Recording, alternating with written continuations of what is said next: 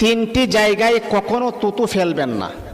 তিনটি জায়গা এমন রয়েছে যেখানে তুতু ফেললে আল্লাহ পাক রব্বুল আলামিন আপনার হায়াতের ভিতরে আমার আল্লাহ অবরকত দান করে দিবেন, আপনি কখনো সফলতা খুঁজে তালাশ করে পাবেন না।